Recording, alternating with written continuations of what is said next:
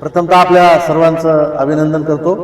आज नांदेड विधान परिषदेमध्ये महाविकास आघाडीच्या वतीने शिवसेना उद्धव बाळासाहेब ठाकरे पक्षाच्या वतीने आज आम्ही या ठिकाणी फॉर्म दाखल केलेला आहे।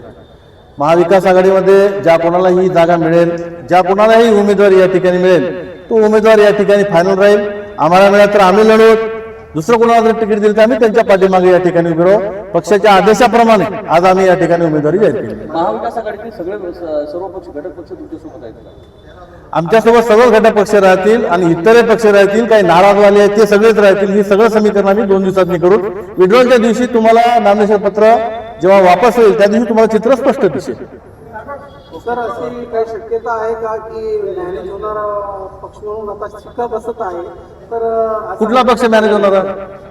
काही जे नाराज पक्ष आहेत ते मॅनेज होतात ऐन वेळेवर, तुम्हाला नाही शक्य का? असं कुठल्या पक्षाबद्दल आम्ही या ठिकाणी बोलू शकत नाही, कोण नाराज होईल त्याबद्दल काही सांगू शकत नाही। तो मॅनेजचा विषय नाही। या ठिकाणी ही एक विचाराची लढाई आम्ही या ठिकाणी लढू। ते